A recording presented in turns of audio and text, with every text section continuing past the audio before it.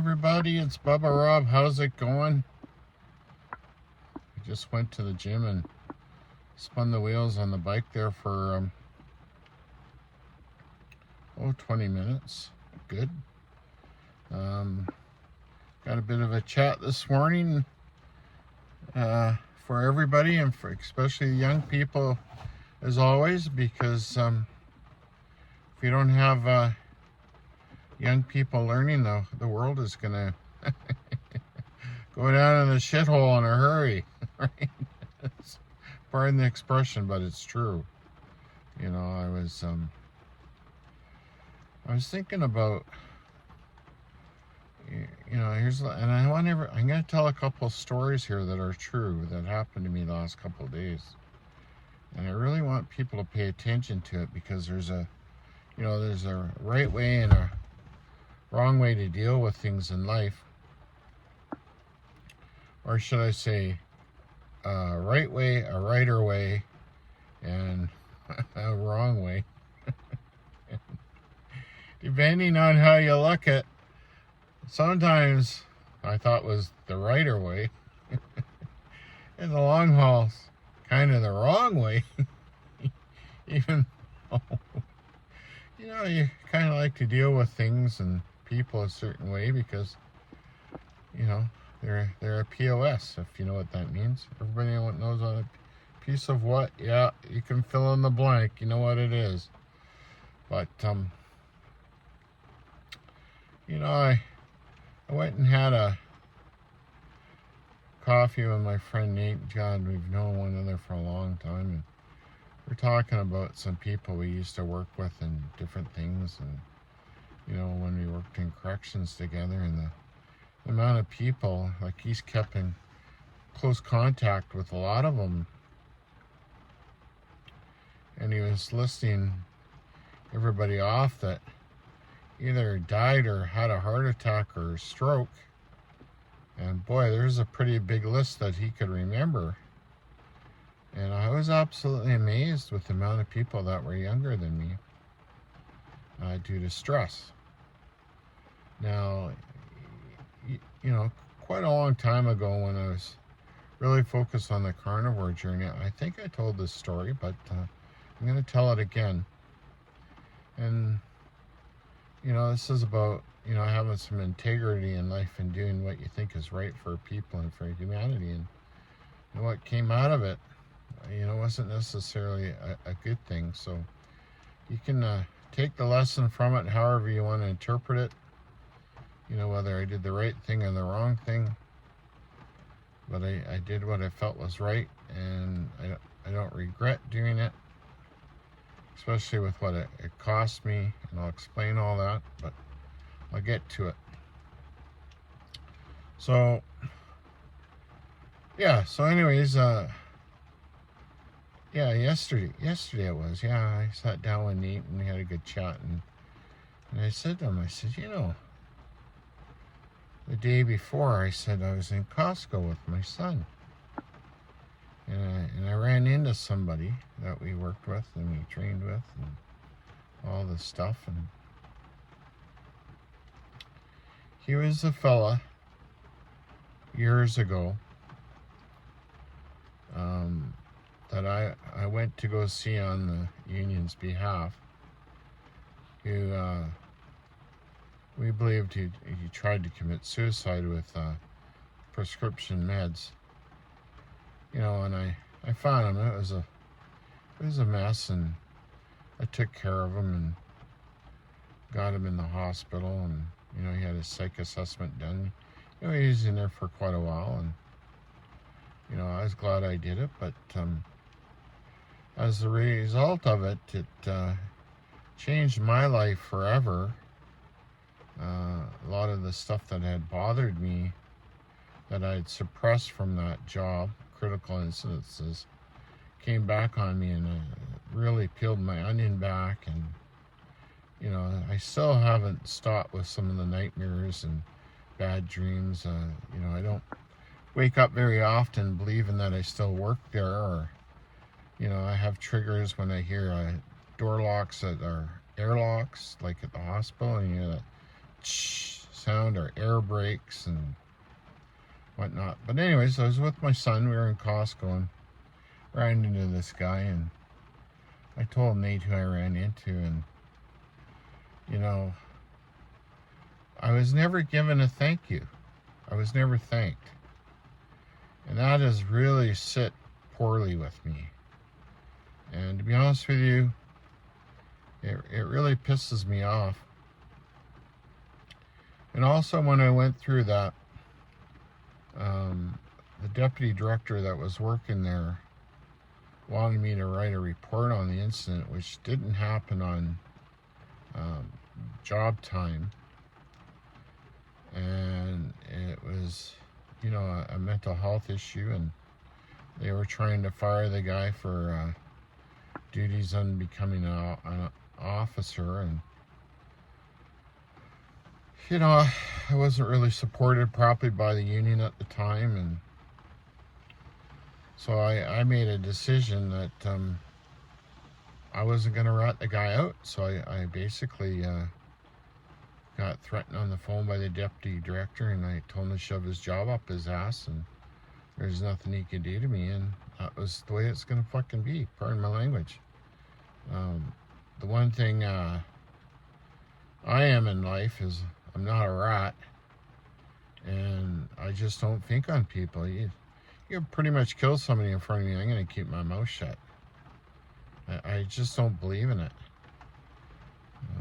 That's why I got a lot of respect for the, you know, the real hardcore bike community, because there's that brotherhood there that exists, and also in and it's going to sound funny, but also in law enforcement too. And you know, that same code exists, but yet they seem to hate one another, but it's kind of the same thing, if I can say that.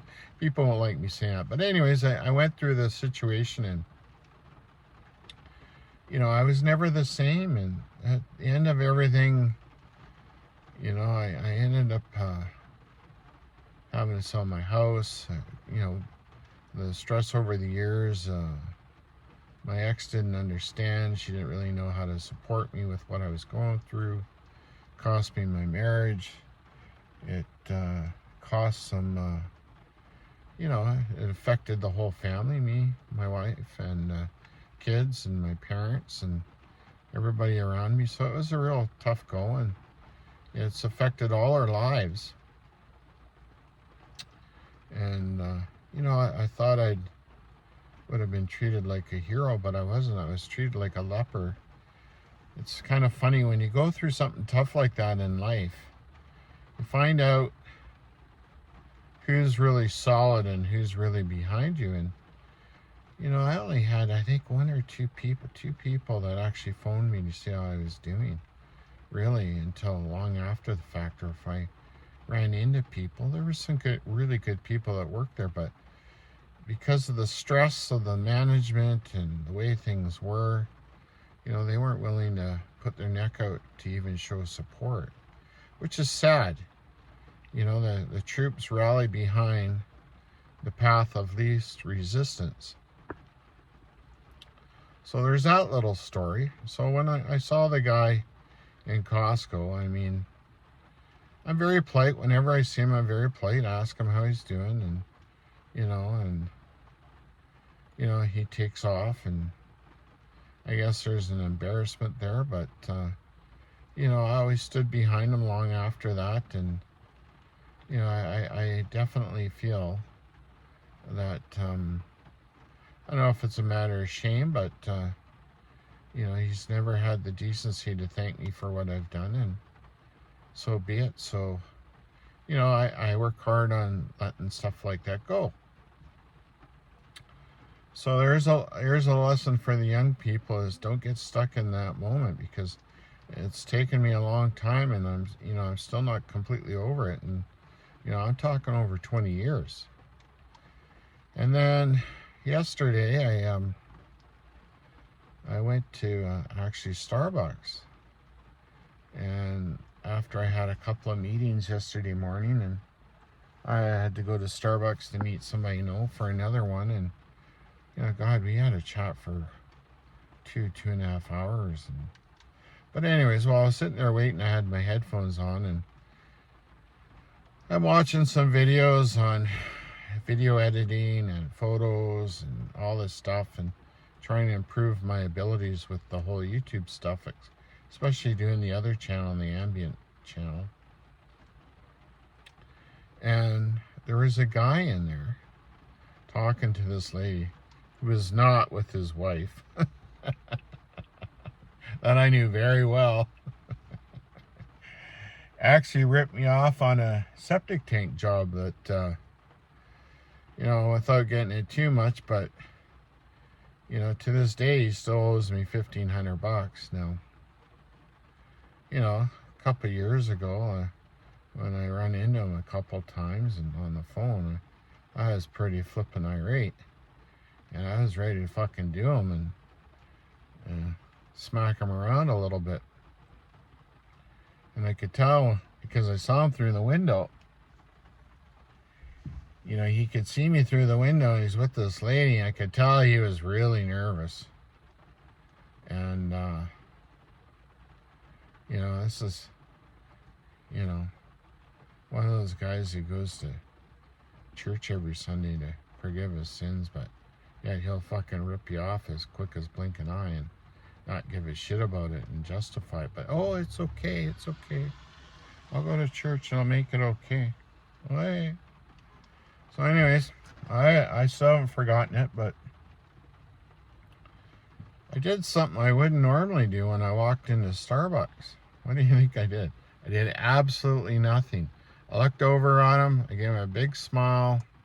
He wouldn't even look at me, but I noticed she was looking. So whatever they were saying when I was in the truck on the phone, he was saying something to her. And a couple of years ago, if I would have walked in, I probably would have walked over and been a bit of a smartass and would have said something like, "Oh, you've never introduced me to your wife before." It wasn't his wife, right? I would have done something like that for sure. I would have enjoyed it. I would have fucking laughed my whatever off, right? It's just, but out of those two incidences, I was able to let go of the resentment by behaving that way and just letting things go, like not even, not dealing with it like I normally would have, like the biker way, right? Like fucking, pardon my language, getting into it with somebody, and which I don't really want to do now with the heart stuff, right? It's not a good thing, and and if I'm really serious about being a stoic and following those principles, that I really can't do such things. It's just not right. And so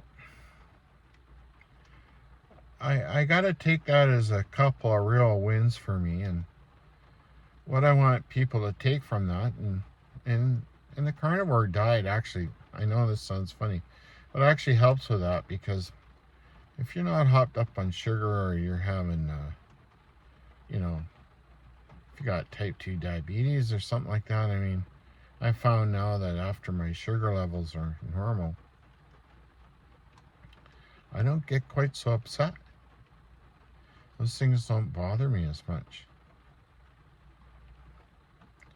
I don't know. Is $1,500 worth an assault charge? No.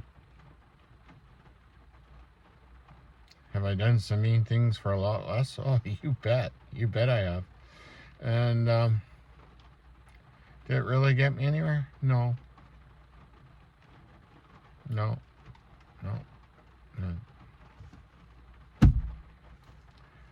Does it make me the P word? No. The reason B is, pardon that expression, it takes a much stronger person to do that and hold their head up and basically walk away without any shame. If you did it because you're fearing confrontation, that's a little bit different, right? I mean, there's still situations in life that you gotta deal with, like say John Wayne would in a movie, or Clint Eastwood, right, or you know, whoever. You just gotta get the job done and deal with the situation, especially if it's something to do with, you know, with your kids or your immediate family or friends. But you know, I'm kind of surprised with myself. I'm proud of myself for doing that, and you know, I want people to take that lesson and get on with their lives and learn that you know, it takes a strong person to do it. And those two individuals I talked about, which I won't name, it's nobody's business. Somebody who really knows me, they could probably figure it out. But you know what?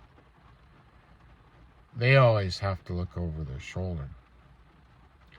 They have no idea if my switch is gonna flip or not, right?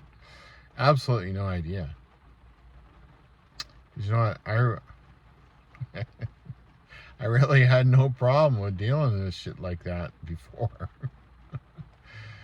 Never bothered me. No. But anyways, that's my lesson for today, especially young people. Right? Deal with life and be kind and move on. And if you want any real success, whether it's in business or life or relationships, right? You gotta let shit go. Okay? Anyways, please hit the like, share, subscribe, leave a comment. I greatly appreciate it.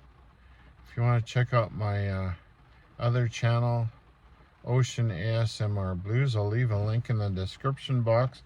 I'd really appreciate the comments on that channel, as we're starting to get it going. There's lots of work we need to do.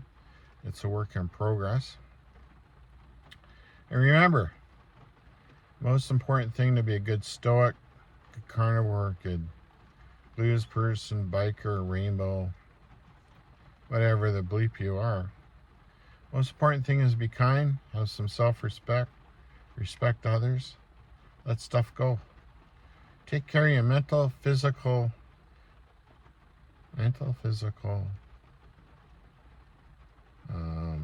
spiritual well-being.